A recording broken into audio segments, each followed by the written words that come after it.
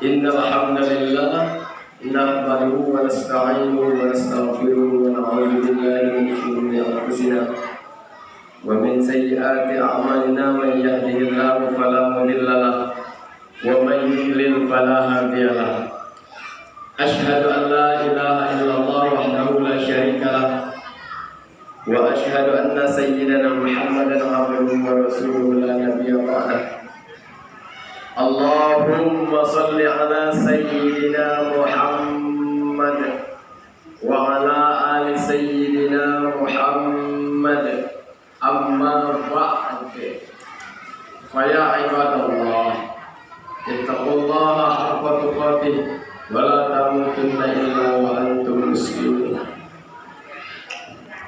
قال الله تعالى في القرآن الكريم أعوذ بالله من الشيطان الرجيم بسم الله الرحمن الرحيم.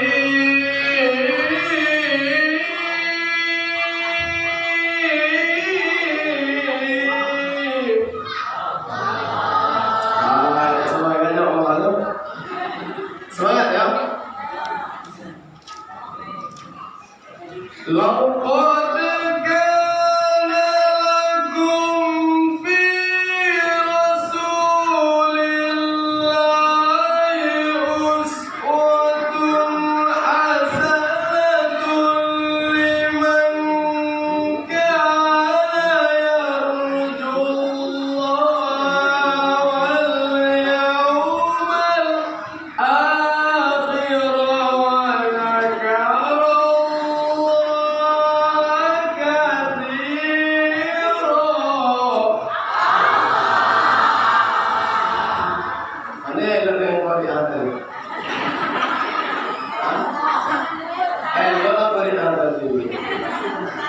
sallallahu alaihi wasallam wa sallallahu rasulun karim wa nahnu ala dzalika minasyahidin wasyakirin walhamdulillahi rabbil alamin. Yang sama-sama kita hormati Bapak Kepala Desa beserta seluruh jajarannya sampai ke bawah. Yang tidak sempat saya sebut gelar satu persatu, mohon maaf, tidaklah mengurangi selamat saya.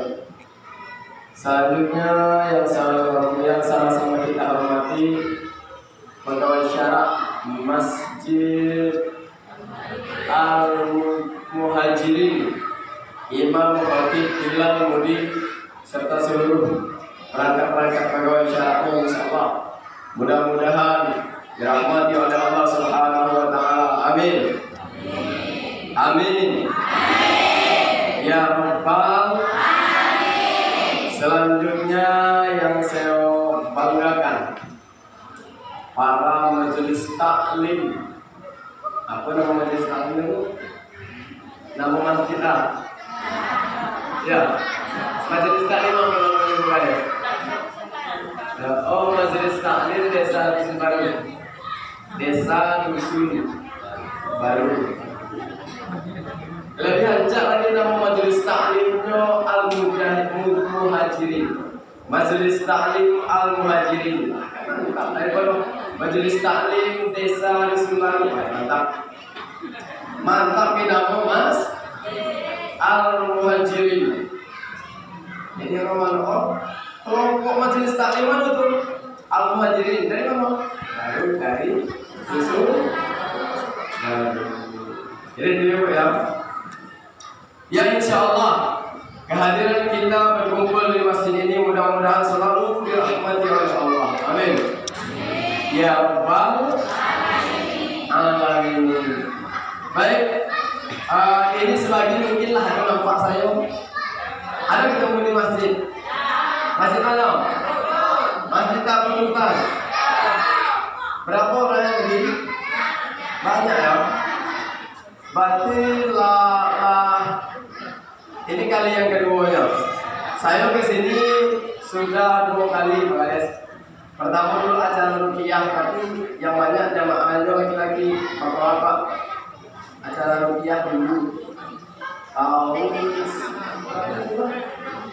2019 aku tak tahu lagi dong. Baik, hari ini sudah banyak pesan dari Ibu Kades. Ibu Kades ini dong? Oh, tadi pesan. Pertama katanya boleh disampaikan sebenarnya apa? Kades. Tapi yang dipakai Ibu Kades. Jadi kalau sampai di rumah sekali baru. Apa awak maju tadi ya? Ada Bapak Kades. Yang kedua pesan Ibu Kades tadi, tolong Pak Ustaz, bagaimana caranya dulu kami penuh masjidku, kini lama lipat sampai keluar. Nah, ini penuhnya sampai ke Alhamdulillah. Insya Allah Bu, nanti ada kesempatan sampai situ. Yang ingin saya tanyakan sekarang ini acara kita judulnya Ko Isra Mi'raj. Aku mengaji ibu.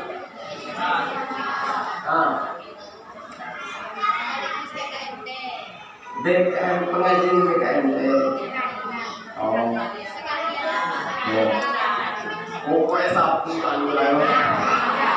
Sampai jam apa itu? Yo. Kamu dah. Sampai jam berapa Bu?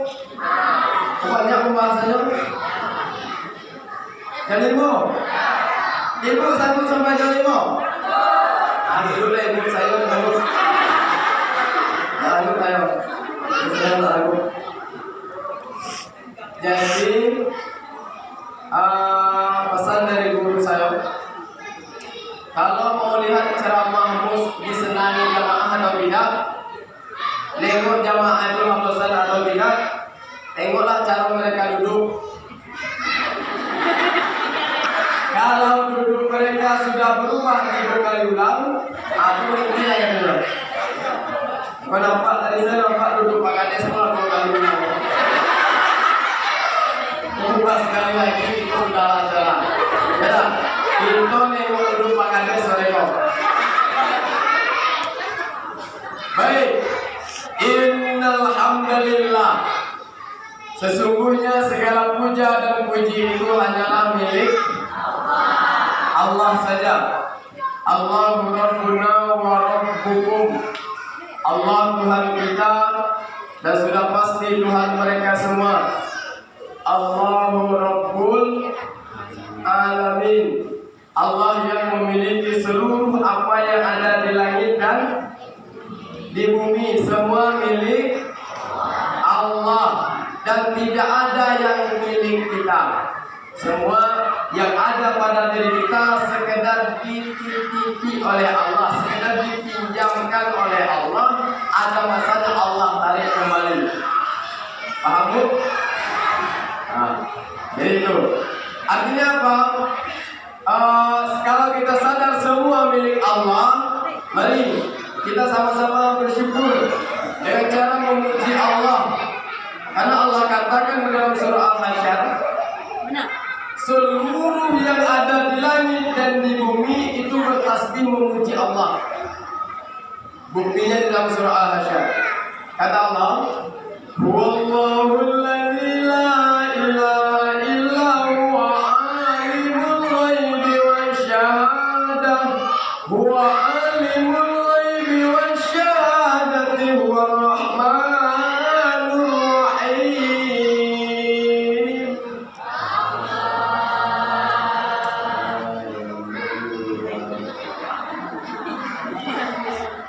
Ada yang puasa?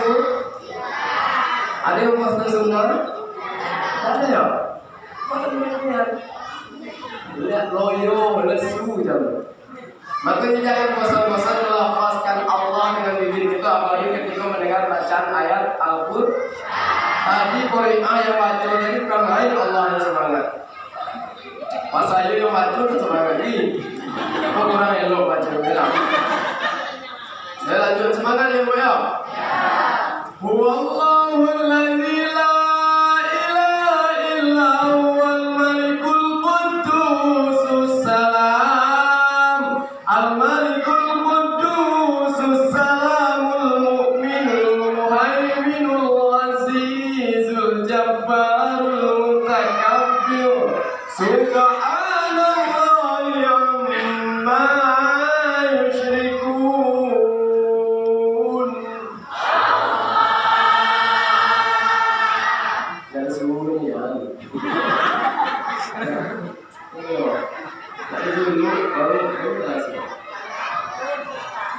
Huwallahul khaliqul bari'ul musawwir lahul asmaul husna yusabbihu lahu ma fis samawati wal ardh wa huwal azizul hakim.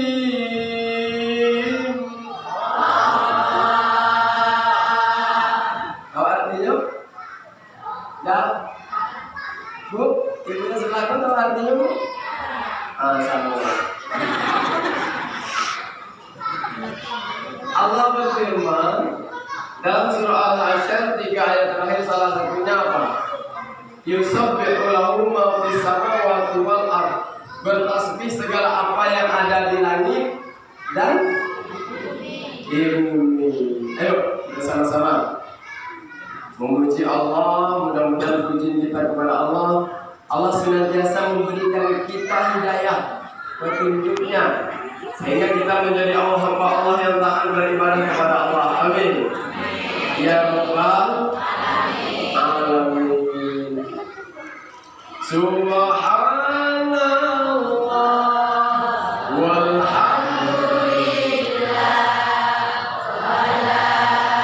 ilaha illallah wallahu akbar wala haula wala quwwata illa billahil aliyyil azim. Subhanallah walhamdulillah wala ilaha illallah wallahu akbar wala haula wala quwwata illa billahil aliyyil azim. Allahumma shalli ala sayyidina wa habibina wa syafi'ina wa qurrati a'yunina wa maulana Muhammad. Oh, halo. Masih ada orang? Harus bedakan mana Muhammad jual minyak tepi jalan dengan Muhammad Nabi gitu. Ketika saya sebutkan Muhammad, tidak ada nama yang paling pantas untuk dijawab kecuali baginda Nabi. Percaya tak Nabi Muhammad itu mulia? Percaya tak? Contoh, ibu malam hari ngigau tidur dekat suami. Ibu ngigau ini Muhammad, ngigau kan? Suami ada satu Muhammad.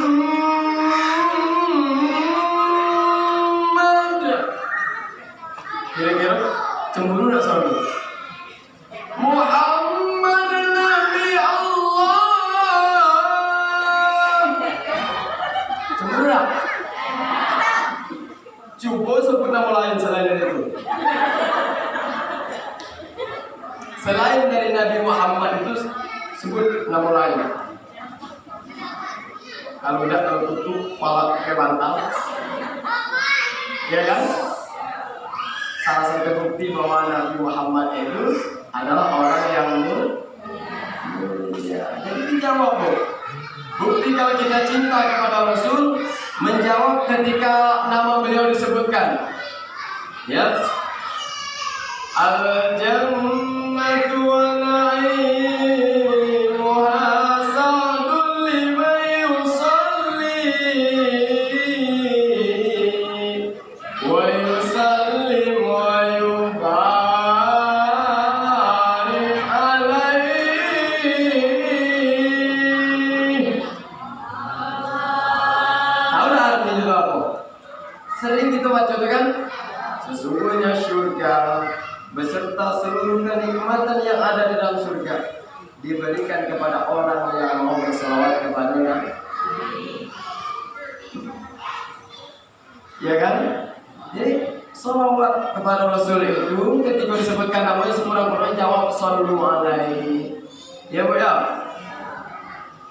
Allahumma salli ala sayyidina wa habibina wa syafi'ina wa qurrati ayunina wa maulana Muhammad. Nanti tunggu Pak Kades nih ya. Ya, dijawabnya sallu. Bukti cinta kita dengan suka bersolawat. Karena solawat ini adalah salah satu ibadah yang langsung dicontohkan oleh Allah. Nih, Allah perintahkan sholat, Allah tidak contohkan bagaimana sholat. Betul? Allah perintahkan puasa, tapi Allah tidak mencontohkan bagaimana puasa. Tetapi begitu Allah perintahkan kita untuk bersolawat kepada Nabi, Allah langsung mengaku bahwa dia bersolawat. Apa buktinya? Sering kita baca dengar ayat ini yang sering dibaca oleh Bilal. Mana Bilal? Mana Bilal? Ada? Ada. Apa katanya? Innallaha wa malaikatahu yusholluna 'alan nabi. Apa? Ya ayyuhalladzina amanu sallu alaihi wasallimu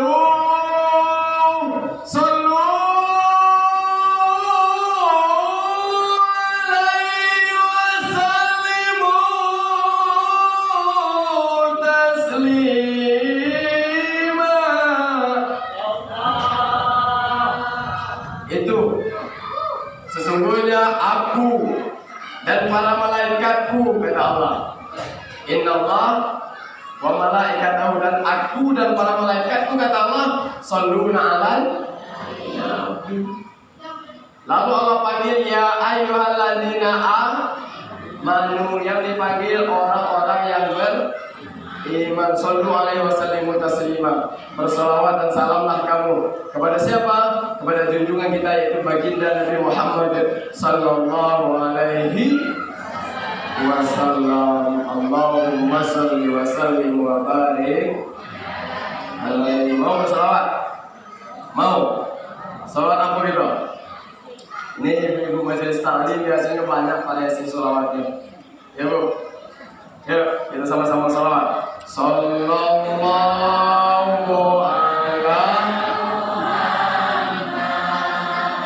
sallallahu alaihi wasallam. Sallallahu ala Muhammad. Sallallahu alaihi wasallam. Anta syamsun, anta badrun, anta nurun fawqa nuri. Semangat. Anta syamsun, anta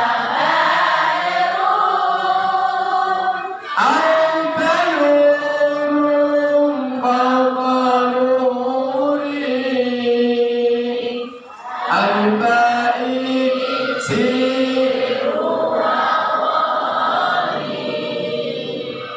anta misbahus suduri. Sallallahu ala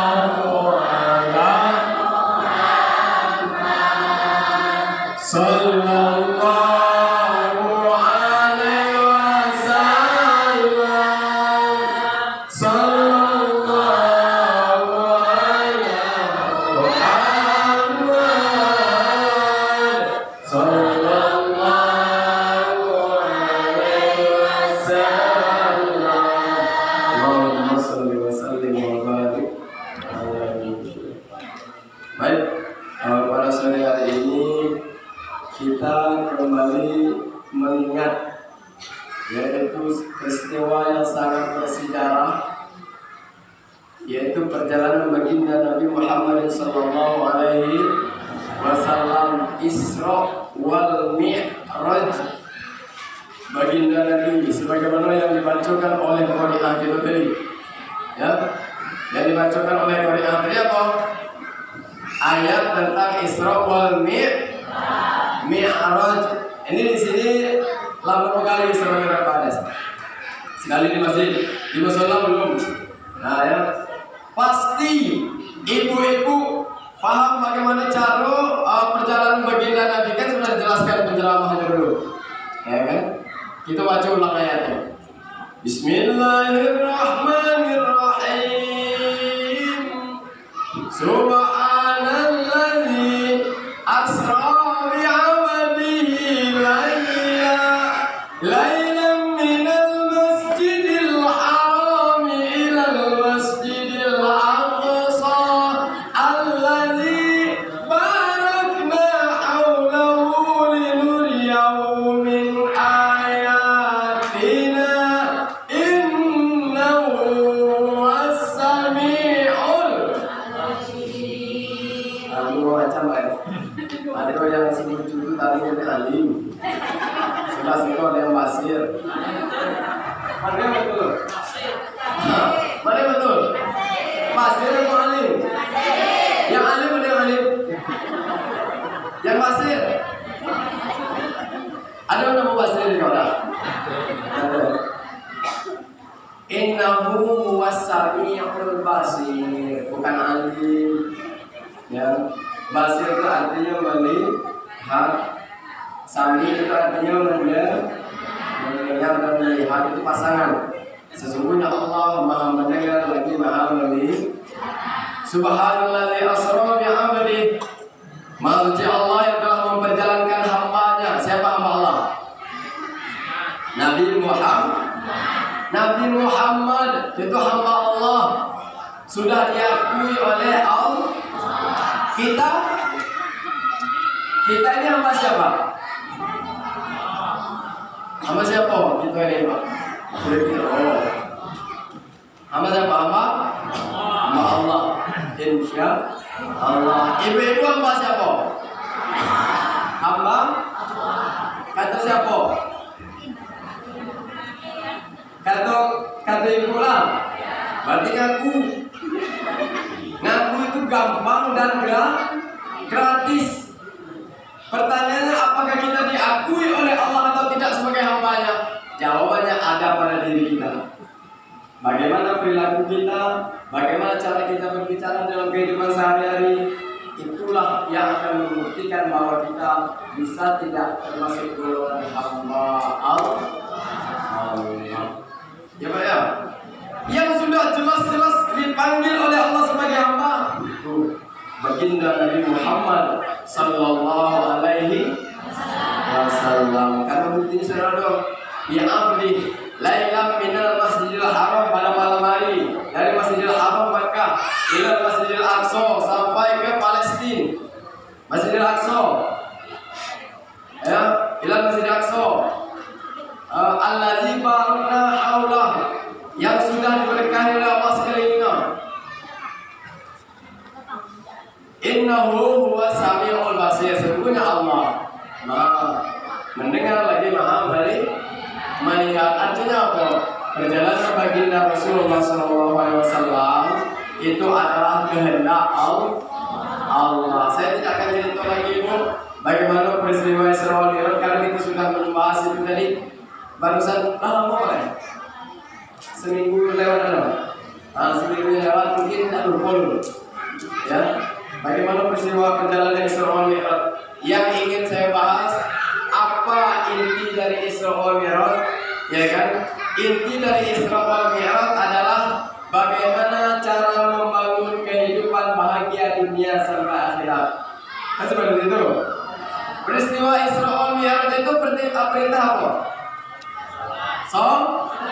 Membangun kehidupan dunia akhirat dengan memperbaiki Nah, itu judul kita. Membangun kehidupan bahagia dunia dan akhirat dengan memperbanyak, dengan giat untuk memperbaiki karena kuncinya di sholat tuh. Pertanyaan buat kita, kenapa kita diperintahkan oleh Allah untuk sholat?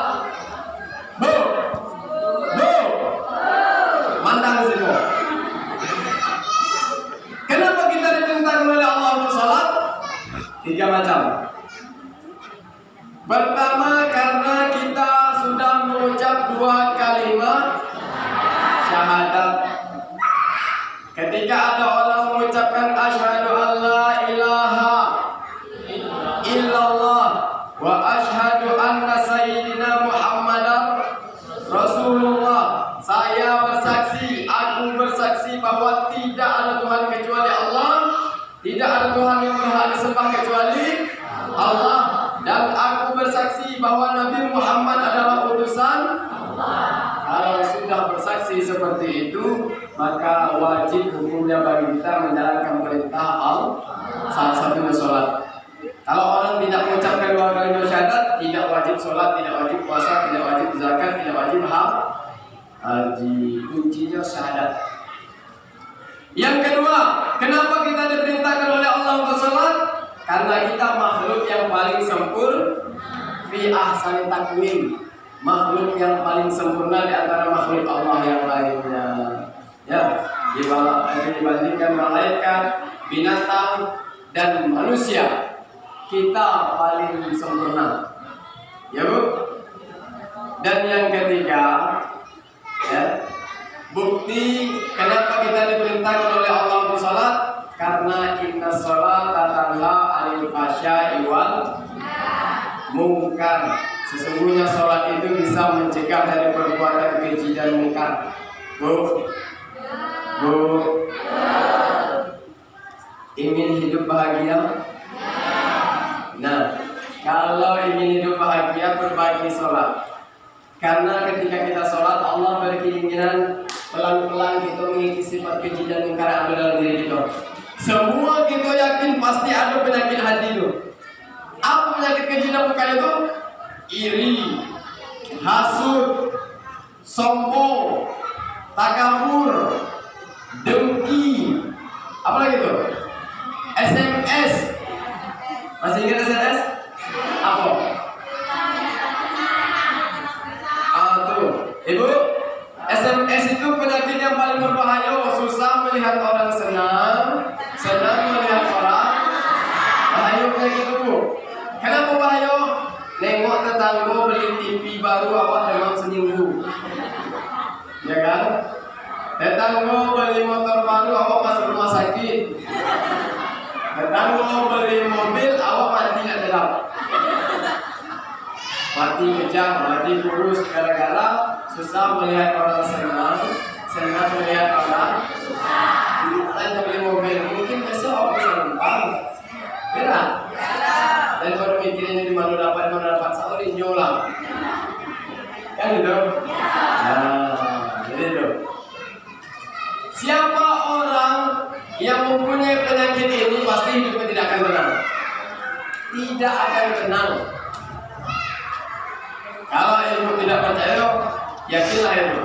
Orang yang mempunyai sifat keji dan munkar yang ada dalam dirinya, apalagi ujub, tahu ujub? Merasa saya yang paling cantik, saya yang paling ganteng, saya yang paling berkuasa, saya yang paling punya ilmu, ya kan? Saya yang paling alim, saya yang paling berkuasa.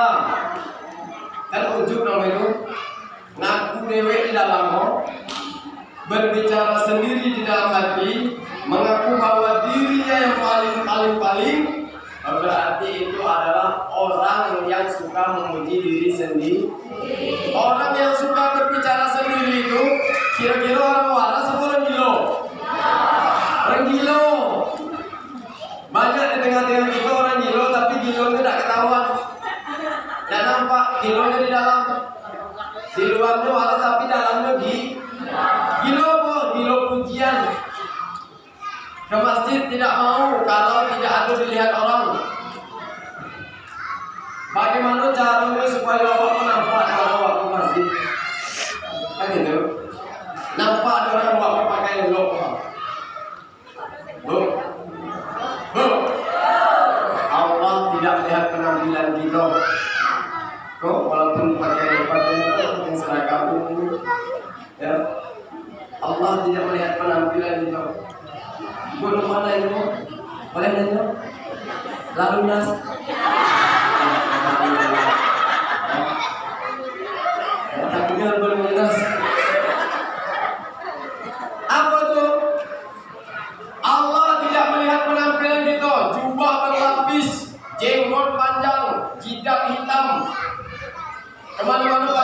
orang pakai tasbih, dari rumah berhelo-helo terpunggung.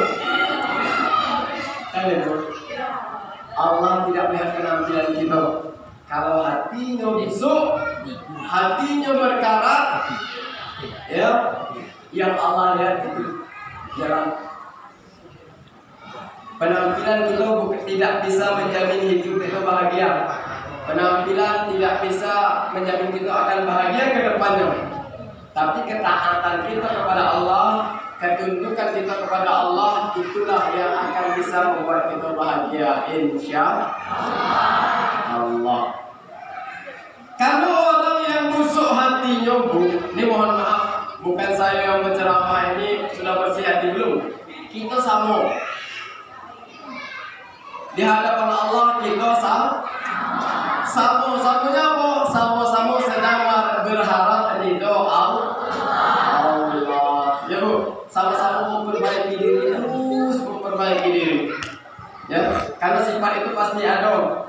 Tapi tergantung bagaimana cara kita untuk menghindar dari sifat tersebut. Jangan diikuti, kan seperti itu. Kalau saya ingat pesan Rasul, itu kata Rasul, orang yang mempunyai sifat keji dan mengungkap, penyakit hati itu ujub, sombong, takabur, dengki, SMS, apapun penyakitnya itu ibaratkan api yang sudah menyala, kata Rasul. Sedangkan amal ibadah yang kita kerjakan, puasa, zakat, haji, sholat, itu ibaratkan kayu bakar yang sudah kering. Api yang sudah menyala dengan kayu bakar yang sudah kering, kalau dia bercampur aduk, kira-kira apa yang terjadi? Kayu bakar yang kering ini bercampur dengan api yang sudah hidup. Apa yang terjadi? Habis tak kayu atau tidak? Habis. Contoh, bagaimana contohnya? Nah gini, ada orang rajin masjid tapi ngunci orang rajin, ya kan?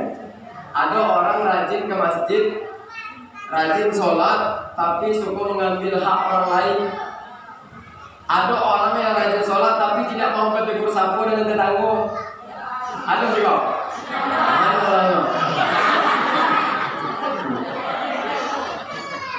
Mana orang yang tidak mau bertegur sapa? Rajin ke masjid, rajin sholat, tapi dengki dengan tetangga. Atau bercampur aduk namanya itu. Ibaratkan kayu bakar tadi bercampur aduk dengan apa yang terjadi?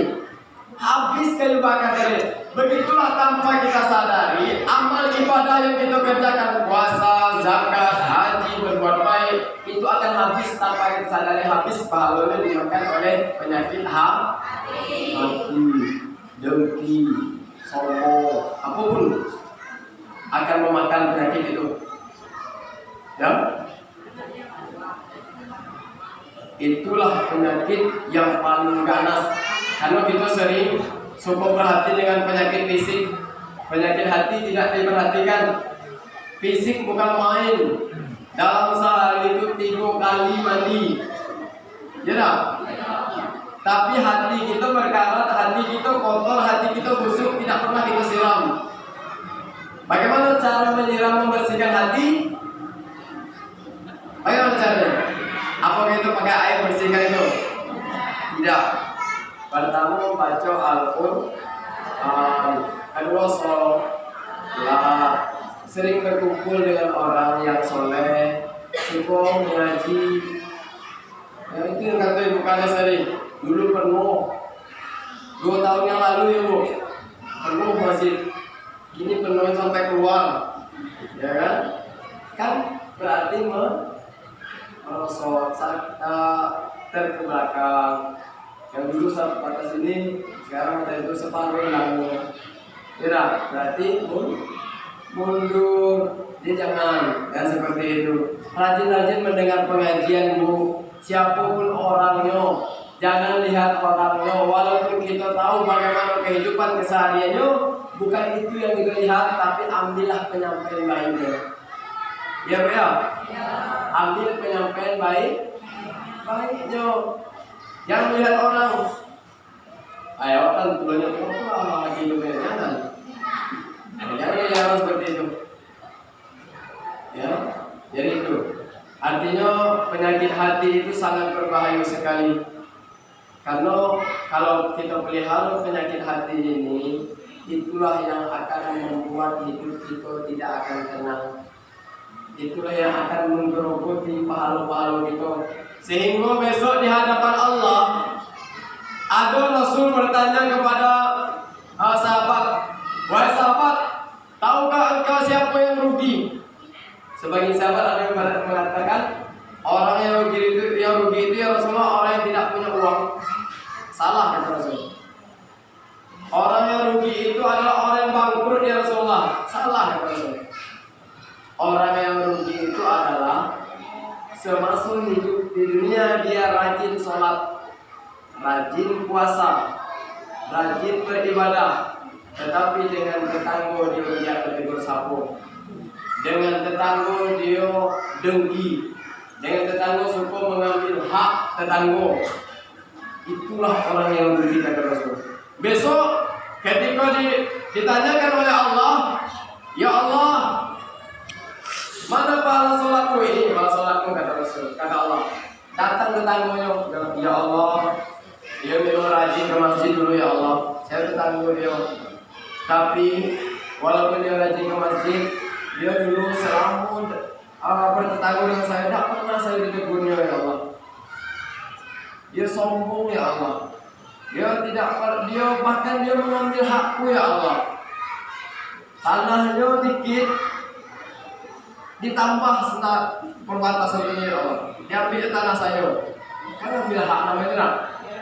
Ya kan? Ada yang suka hukum tanah orang? Enggak? Ya, saya mudah-mudahan tidak tahu. Tanah dewe lah dikur. Jangan tanah orang. Di dunia saya tidak bisa nuntut ya Allah, karena dia orang besar, orang kaya, saya orang miskin. Sekarang saya minta keadilan ya Allah. Apa kata Allah? Sebagai maha adilnya aku ambil pahala sholatnya. Lebih tak? Sholat kita diberikan kepada orang yang kita aniaya, orang yang sakiti. Begitu selanjutnya habis pahala kita dimakan oleh orang yang kita dengki tadi. Datang lagi tetangga ya Allah. Saya dulu bertetangga pernah digosipinya. Kalau gosipnya itulah saya kok di lingkungan desa ini tidak dihormati orang lagi. Kalau gosipnya itu tadi. Saya mohon keadilanmu ya Allah. Sebagai maha adilnya aku, apa kata orang yang habis pahala tadi? Ya Allah, bagaimana ini ya Allah? Pahala itu sudah habis. Kan itu? Apa kata Allah? Sebagai maha adilnya aku ambil dosa orang yang saya sakiti. Begitu.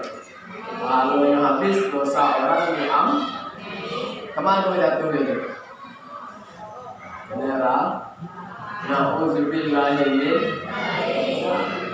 penyakit itu yang akan menggerogoti, yang akan menghabiskan pahala kita itu tadi. Kemarin saya sampaikan juga pesan dari almarhum yang sahabat, masih ingat? Adakah saya sampaikan? Mau dengar lagi? Ya. Oke. Apalah guna tunggang tunggit sembahyang kalau kerja mengunjing orang. Ada tak dengar lagi tak? Ela dipikir-pikir sebelum berkandak bertepi. Jangan semakin tua semakin menjadi-jadi. Sadarlah diri hidupkan mati. Dari bunga rantau langkah di situ jalan ke Jambi. Orang kalau kurang kamu kata sendiri, kamu busuk hati, kamu iri hati. Sesuai tak dengan hadis Nabi tadi? Apa sambungnya? Susah memang susah bertetangga setan. Kayo orang digunjingnya, miskin orang dibencinya. Itu nama setan loh. Orang kayo digunjingnya makanya. orang miskin dibencinya. Itu tetangga setan tuh Bu. Kalau aku tetangga macam itu pindah lah.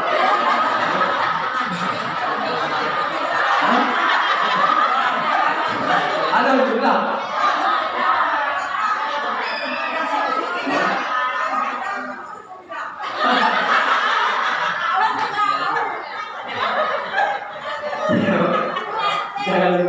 Jangan jadi tukang setan. Kemainnya elok juga padahal. Orang kayu dibencinya, orang miskin. Orang kayu dibencinya, orang miskin itu setan namanya itu. Tidak ada tetangga macam itu kita ada ya? Tidak ada kan? Alhamdulillah. Ibu pengen hidup tenang Bu? Ingin hidup tenang? Kalau hidup tenang itu caranya bersihkan hati. Kalau bersih hati kita, insya Allah hidup akan tenang.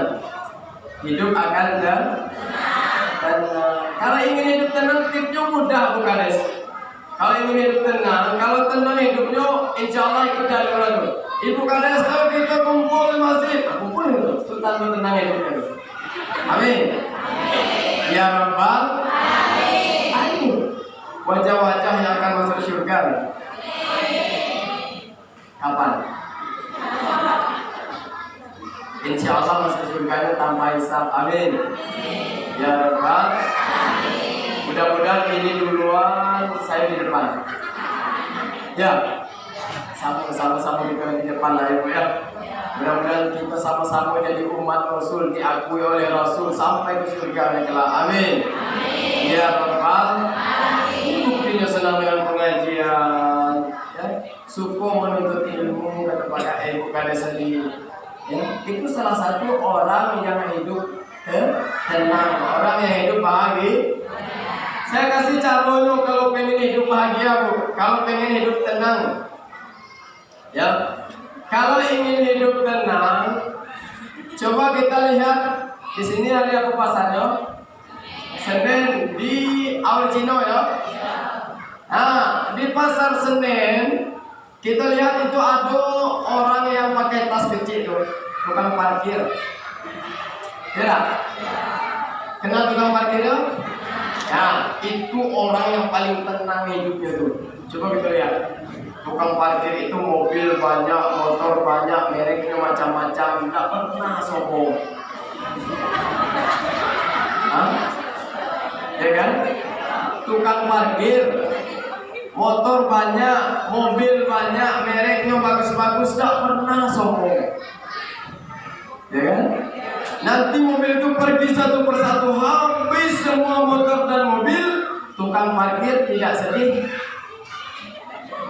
Sedih lah. Aman aja senang aja, mobil banyak tidak sombong, mobil habis tidak sedih. Itu tukang parkir dulu.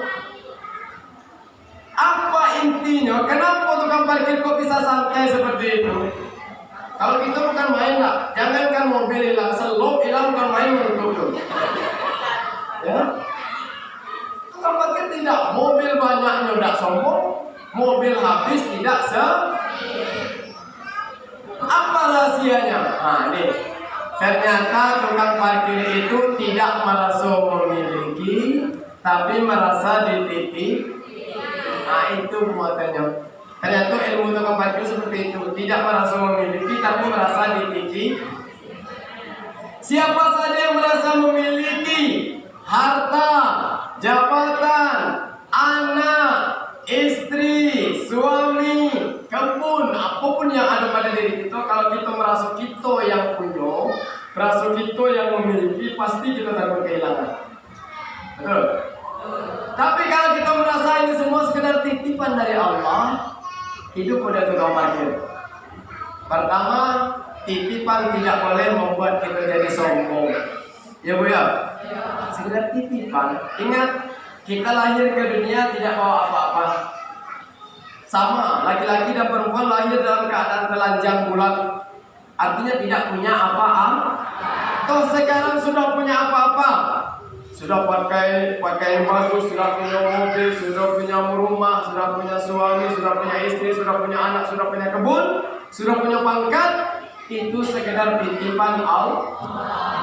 Titipan tidak boleh membuat kita jadi sombong. Ya Bu? Contoh, Ustaz, saya mau nitip mobil, boleh kata saya. Begitu orang itu pergi, saya petantang petenteng, pantas. Tidak punya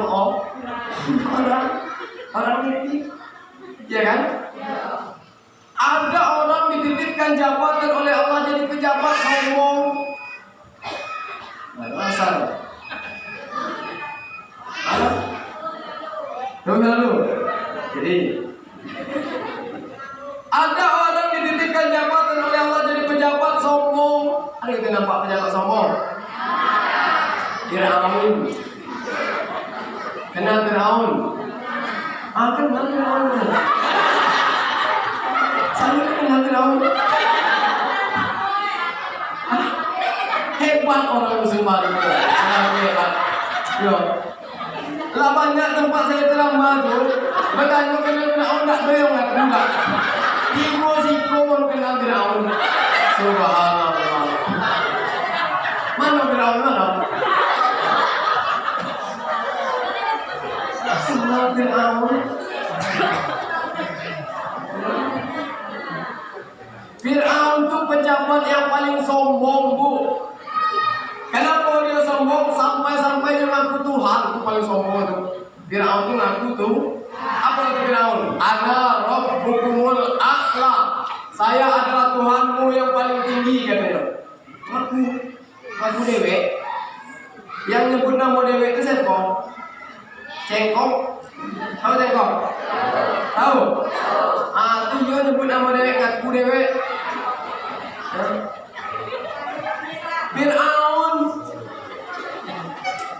Firaun tu ngaku tu itu pemimpinnya raja. Raja itu adalah pemimpin dulu itu zaman Nabi Musa. Zaman Nabi Musa. Ya, zaman Nabi Musa lahir Firaun. Firaun itu pejabat yang paling sombong tu. Pejabat-pejabat kita yang gini tu, yang sombong-sombong tu anak buah Firaun tu. Ya, dititipkan oleh Allah jabat atau sombong, jadi pejabat sombong. Jadi ini RT, enggak ditegur bin. Mana ini RT tu?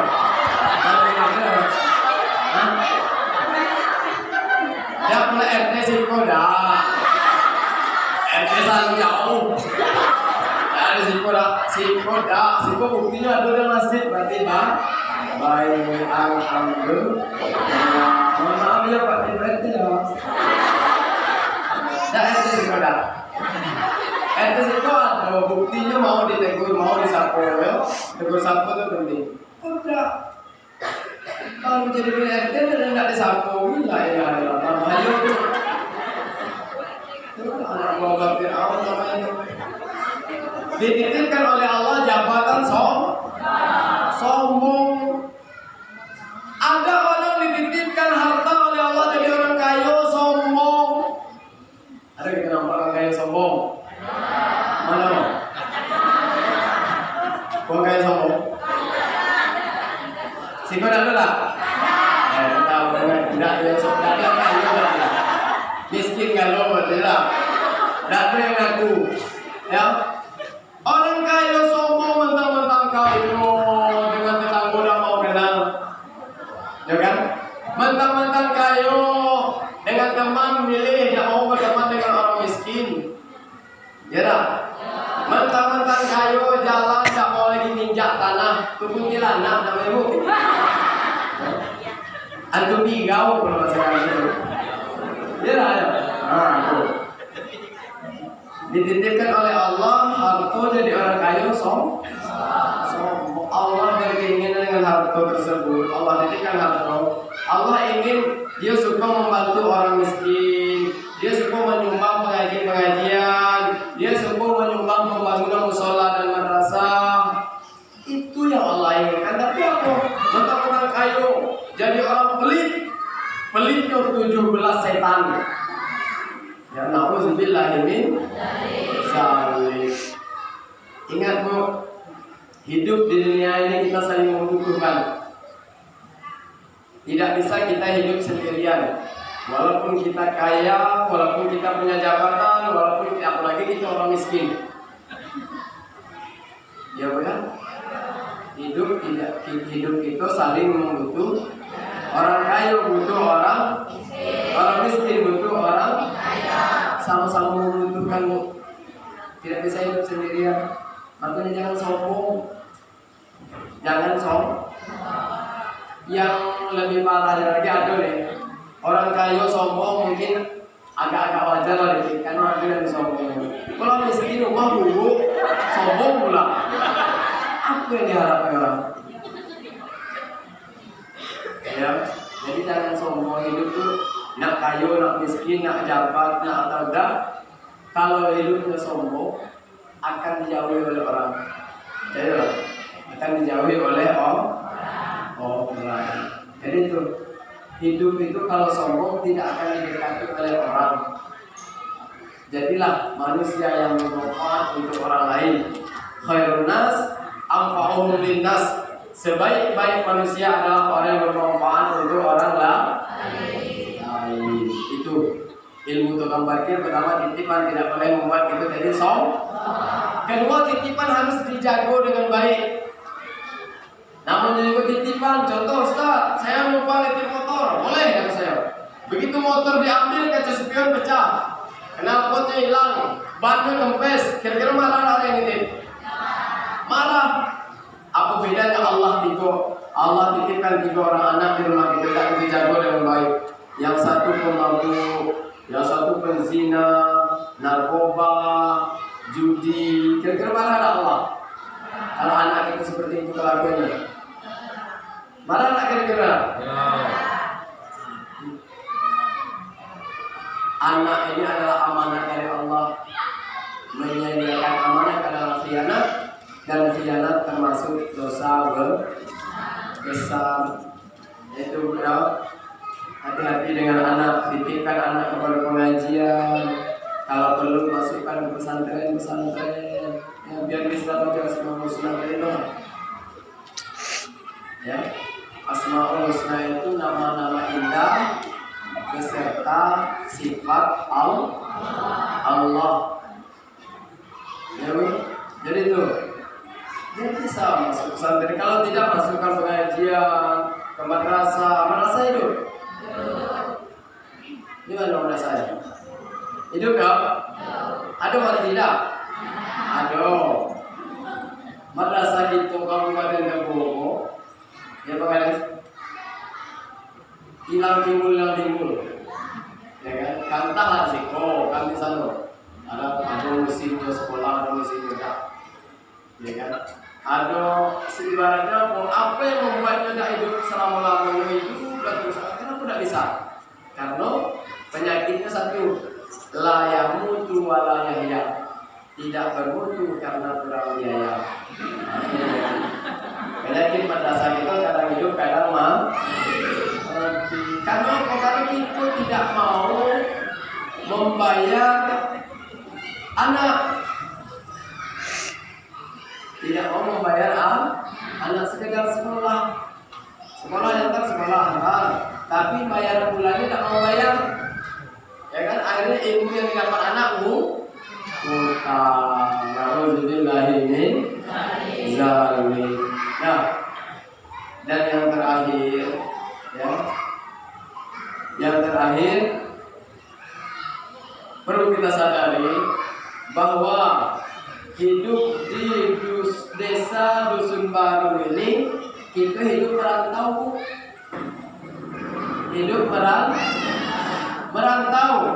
Kita hidup di dunia ini merantau. Dan orang yang merantau itu pasti pulang kampung. Betul? Pasti pulang kampung. Kemana kampung itu yang sebenarnya? Kehadirat Allah. Dipanggil oleh Allah. Itulah kampung yang sebenar-benarnya. Bodoh orang tahu merantau tapi tidak mau pulang kampung. Artinya apa? Kita hidup di dunia bakal mati. Jadi apa tujuan kita hidup?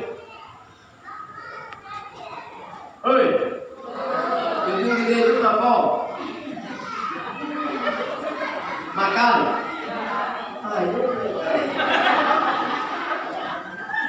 Tujuan kita hidup apa, Bu? Beribadah. Itu dua macam, Bu. Karena untuk apa Allah hidupkan kita dan untuk apa Allah ciptakan kita. Ini dua macam pertanyaan ini hampir mirip tapi jawabannya beda. Pertama, untuk apa Allah hidupkan kita? Untuk dimatikan. Dalilnya mana? Tabarakalladzi biyadihil mulk wa huwa ala kulli syai'in qadir. Alladzi khalaqal maut wal hayat liyabluwakum ayyukum ahsanu amala. Alladzi khalaqal maut, Allah jadikan mati, wal hayat dan hidup hanya sekedar untuk ujian kepada kita. Untuk apa? Allah ingin melihat mana orang yang mau beribadah. Ujian hidup dan mati itu adalah ujian. Yang kedua, kenapa? Untuk apa Allah ciptakan kita? Untuk beribadah. Itu baru bahasa ini. Untuk beribadah, Bu. Kita hidupnya untuk ibadah. Dan ingat, ibadah itu bukan Allahu Akbar, bukan sekedar sholat saja. Ya, wa ma khalaqtul jin wal insa illa liya'budun. Tidaklah Aku ciptakan jin dan manusia kecuali hanya untuk beribadah kepadaku, kata Allah. Ya, Bu ya. Berarti tujuan kita hidup adalah ibadah. Ya. Bukan untuk menjadi hamba dunia, tapi ibadah. Ya. Kan ada orang lagu kasih jago. Ini ibadah, itu ibadah di mana-mana. Ada ibadah menuntut ilmu, mencari nafkah, makan minum, tidur di rumah. Bagi yang beriman semua jadi ibadah. Semua yang kita lakukan asal tidak keluar dari jalur yang diridhoi oleh Allah, sesuai dengan perintah Al-Quran dan Sunnah Nabi, berarti itu ibadah. Tetapi ada hidupnya menjadi dosa, tidak sesuai dengan jalur Al-Quran dan hadis. Kan sama itu. Begini dosa, begitu dosa di mana-mana. Orang berdosa menuntut ilmu, mencari nafkah, makan minum, tidur di rumah. Bagi yang beriman semua jadi ibadah. Ya, menuntut ilmu itu ibadah. Tapi kalau dosa tadi seperti apa? Ulang. Salah tadi saya. Ulang. Begini dosa, begitu dosa di mana-mana. Orang berdosa sebaik-baik orang berdosa yang bertaubat pada Tuhannya, menghapus dosanya dengan amal yang berguna. Kan seperti itu. Ya, tujuan kita ibadah. Ibadah itu semua yang kita lakukan yang baik ibadah. Ibu suka menuntut ilmu, mendengar pengajian, ibadah. Ibu taat kepada suami, ibadah. Taat kepada suami, ibadah. Tapi bisa saja sebagai pangkat ibu jadi istri suami yang dimurkai oleh Allah. Contoh nih, ajaran Islam ya, mengajarkan kepada para istri-istri untuk selalu taat dan patuh kepada suami selagi perintah dan larang suami itu sesuai dengan jalur Islam, sesuai dengan Al-Quran dan Sunnah Nabi.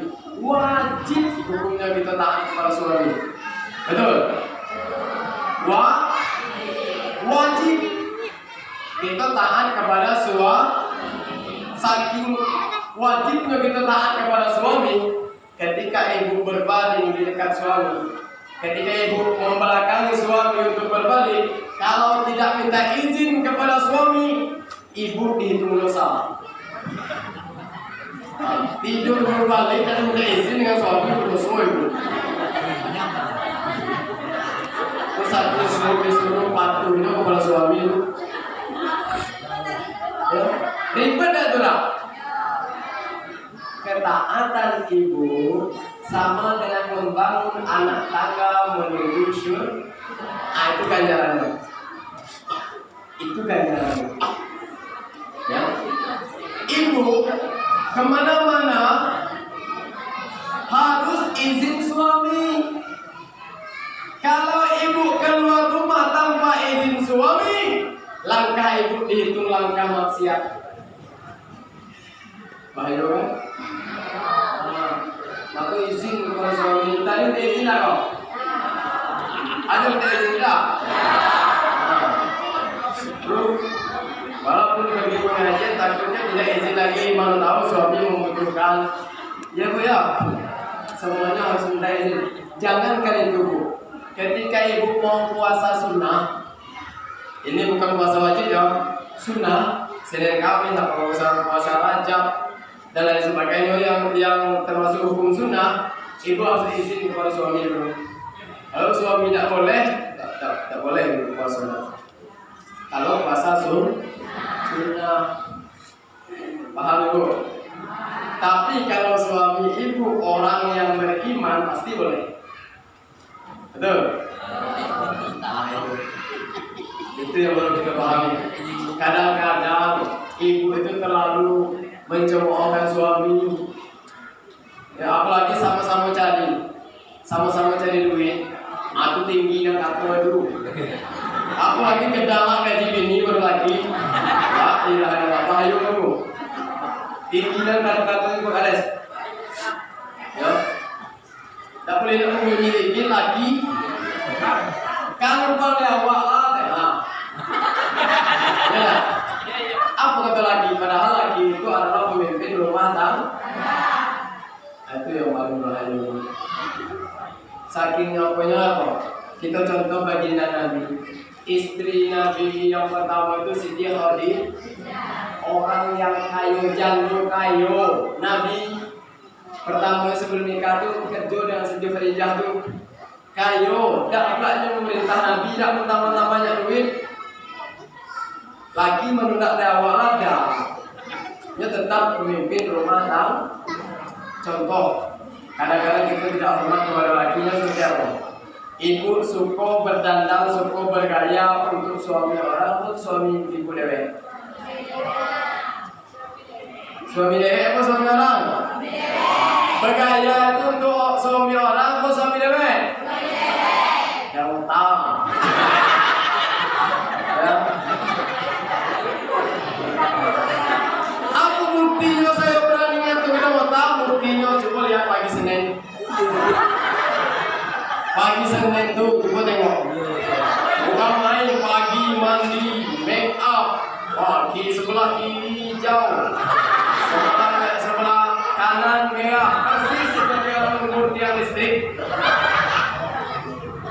Jadi begitu terbang make upnya tuh, muka putih tangan hitam.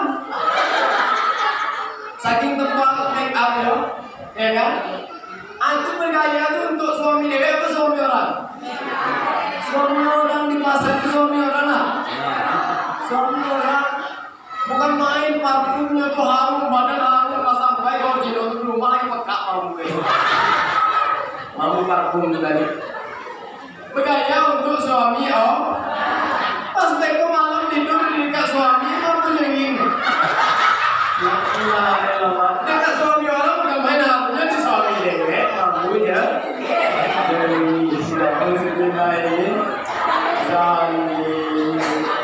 bahaya tuh. Ya. Bukan main rayu itu tuh sebelum pagi Jumat, pagi Senin, kan sore Minggu juga. Kan suami itu dapat duit itu nyerah duit pagi sore Minggu. Bukan main tuh nyium tangan maju itu, padahal nyium itu tangannya dewek. Kenapa pernah nyium tangan awak? Tangan kamu mengetah. Sini yo, itulah bukti bahwa kita belum bisa menghormati suami.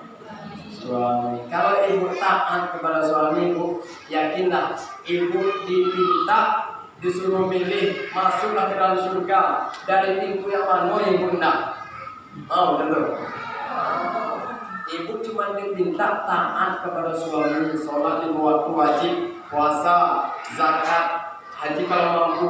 Taat kepada suami, disuruh ibu keluar, masuk ke dalam surga, pilih dari pintu yang mana. Kenapa? Kalau bisa taat kepada suami, ya betul. Paham? Hidup kita bakal mati. Tak ada jamin kita hidup selama-lamanya. Ada jamin kita hidup selama-lamanya. Tak ada. Cuma saya tanya dulu. Ibu kenal artis dunia, raja pop dunia, kenal? Michael Jackson. Kenal? Kenal katanya. Di mana kenalnya? Itu dia. Michael Jackson itu raja pop dunia, mati. Raja pop mati.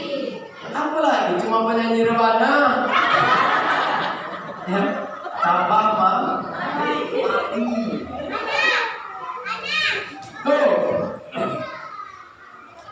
Soekarno, Presiden kita Indonesia yang pertama kali.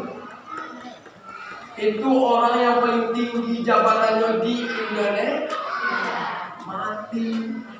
Apalagi cuma mini RT. Mini RT kita bakal mati. Apalagi kita yang tak punya jabatan tak ada jaminan kita hidup selama-lamanya. Yang kita bangga-banggakan pasti tinggal. Ya Bu. Atau kita nampak orang meninggal bawa mobil. Orang meninggal bawa harta, bawa emas, ada. Cuman kain kapal yang dibawa, mobil yang dibangga-banggakan, yang disombong-sombong kayu ditinggal. Kendaraan itu biar kayu gak miskin sama, ringo-ringo. Ada ringo-ringo. Tuh. Itu kendaraan yang paling menakutkan di dunia tuh. Siapapun naik ke dalam itu, masuk ke dalam itu pasti mati. Ya. Kendaraan Anda hidup. Siapa masuk dalam itu pasti mati. Penumpang satu, supirnya banyak. Itulah kendaraannya digoreng. Pasti kendaraan itu. Ya Bu. Tidak ada yang perlu kita sombongkan. Mari kita sama-sama mencari bekal. Insya Allah kalau bekal kita cukup, pulang kampung itu enak. Amin. Ya Rabbal. Senang pulang kampung itu. Makanya kita bakal mati dulu. Ya Bu ya. Mati tidak nunggu tumora. Mati tidak nunggu kita kayu. Mati tidak nunggu kita sakit. Kalau ikut Nabi meninggal umur berapa? 63. Kalau ikut Nabi berarti jatah itu cuma 63. Kalau sore hari ini umur kita sudah 50 tahun, tinggal 13. Ya kan? Tuh waspada tuh. Dikit. Kalau sore hari ini umur kita sudah 62 tahun 11 bulan. Itu yang pantang makanya. Tinggal sebulan nih. Ya. Yang selama ini banyak pantangan, tidak usah pantangi. Karena tinggal ingat yang perlu kita ingat nih, mati ajal. Mati itu tidak menjemput orang yang sudah tua. Jadi yang tua mana? Mati tidak menjemput orang yang sudah tua.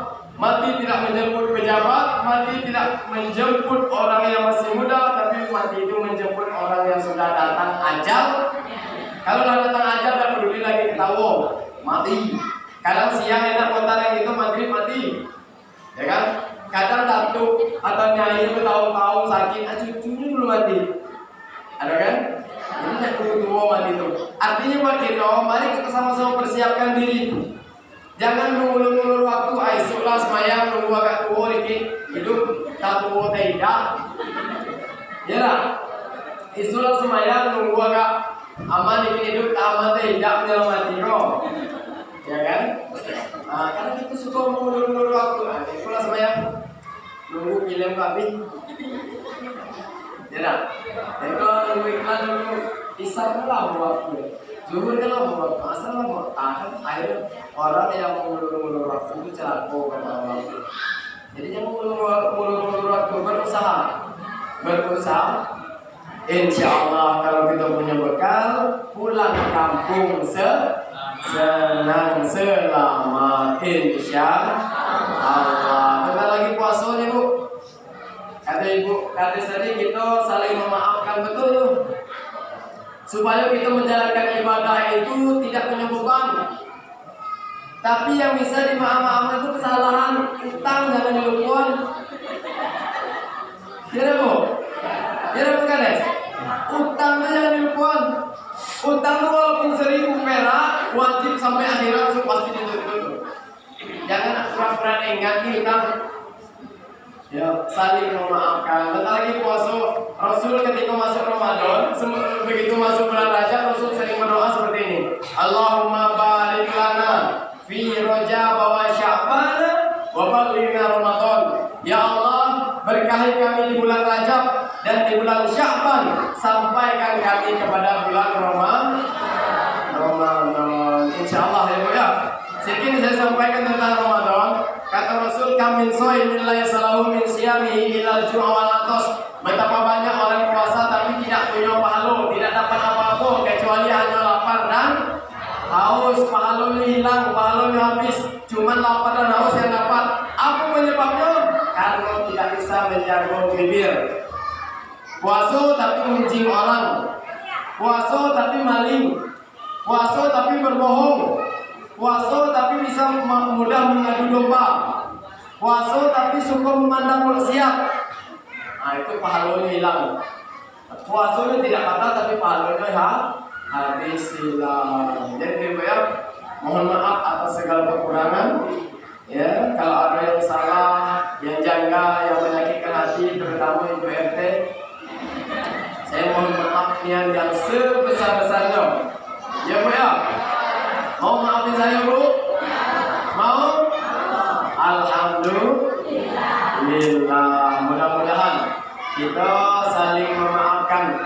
Insya Allah kalau kita suka memaafkan kesalahan orang lain, Allah akan cinta kepada kita. Amin ya rabbal alamin. Mudah-mudahan bermanfaat. Hadza min fadli rabbi ya Allah. Ini semua hanya karunia dari Engkau. Yang tadi hatinya sakit, yang tersinggung, itu mudah-mudahan jadi cambuk buat diri kita masing-masing. Mudah-mudahan itu jadi hidayah buat kita masing-masing. Yang tadinya itu sakit hati, sekarang dibersihkan oleh Allah hatinya. Amin. Ya Rabbal alamin. Saya mohon doanya khusus untuk saya pribadi. Mau doa untuk membantu aminkan. Kebetulan istri saya sekarang sedang ngandung. Ya Bu ya. Nah, saya mohon doanya ya Allah dengan berkat doa jamaah ini ya Allah yang ada di Masjid Al-Muhajirin ini ya Allah. Berkat doa kami semua ya Allah, ketika istri saya melahirkan ya Allah, normalkanlah ya Allah dengan mudah ya Allah. Amin. Sehatkan ibu dan calon bayinya ya Allah. Ya Allah, titipkan kepada kami anak yang soleh ya Allah. Ya Allah, ya Rahman, ya Rahim, ya Rabbal Alamin. Ya Allah, sehatkan tubuh mereka ya Allah. Ya Allah, ini permintaan keinginan saya pribadi, keinginan keluarga. Kalau bisa, saya ingin anak laki-laki. Amin ya Rabbal Alamin. Tapi kalau dikasih perempuan, alhamdulillah. Terima kasih atas doanya. Saya terakhirnya mau kasih amalan mau supaya diamalkan mau amalan mau yang belakang mau amalan nih amalannya pendek tapi mahal pendek tapi dinamakan ayat ini ayat 1000 dinar zaman Nabi dulu mahal 1000 dinar tuh apa ayatnya wa may yattaqillaha yaj'al lahu makhraja wa yarzuqhu min haitsu la yahtasib wa may yatawakkal 'ala Allah fa huwa hasbuh innallaha balighu amri qad ja'ala Allahu likulli syai'in qadara. Sering-sering baca ayat itu Bu, pasti kita akan tahu janji Allah itu tidak akan bohong. Allah tidak akan ingkar janji, pasti Allah berikan. Wa may yatawakkal 'ala Allah wa may yattaqillah. Barang siapa yang bertakwa kepadaku kata Allah. Takwa itu artinya jalankan perintah Allah, tinggalkan larangan Allah. Janji pertama, ya ja'alahu makhraja, akan aku beri jalan keluar dari kesusahan hidup. Biar susah hidupnya, tapi kalau taat daripada kepada Allah, Allah akan menyenangkan hatinya. Sehingga dia menjalankan urusan itu dengan ketenangan. Kan itu. Wa may yattaqillaha yaj'al lahu makhraja wa yarzuqhu min haitsu la yahtasib. Dan yang kedua akan aku beri rezeki dari jalan yang tidak disangka-sangka. Asal kuncinya tak. Wa may yatawakkal 'ala Allah. Barang siapa bertawakal, berserah diri kepada Allah, bukan ke dukun. Ada dukun juga. Bukan ke kuburan keramat. Ada kuburan keramat juga. Nah, karena banyak orang asal sehat anaknya untuk melepai kambing di kuburan keramat, melepai nanya itu bantayan, salah mesti kuburan. Nenek yang dalam kuburan itu tidak sempat tidak perlu ayam itu nak. Ayamnya dibagi makan. Nanti guru sore, ya kan? Nenek itu tidak perlu gawe. Salah atau sirik hukumnya. Kalau ziarah kubur berdoa itu boleh, tapi jangan lupa sayang, jangan lupa kambing dan sebagainya. Ya udah. Wa may yatawakkal 'ala Allah, serahkan segala urusannya kepada Allah, bahwa hasbuh, Allah akan terus gampang. Fatihah mengajarkan kepada kita iyyaka na'budu wa iyyaka nasta'in. Hanya kepada Engkau lah kami menyembah dan hanya kepada Engkau lah kami memohon pertolongan. Mari kita selesaikan dulu menyembah kepada Allah. Insyaallah pertolongan Allah akan sampai kepada kita. Amin ya rabbal alamin. Mudah-mudahan bermanfaat dan mudah-mudahan saya mohon maaf yang sebesar-besarnya. Kalau sakitnya nanti Bu, merasa sakitnya nanti tadi mudah-mudahan itu jadi cambuk. Amin. Supaya berubah. Saya tadi sengaja memang. Dan sengaja memang zaman kita tak masuk di sendiri tak. Nanti panggil baru langsung Allah. Ya mohon maaf ya.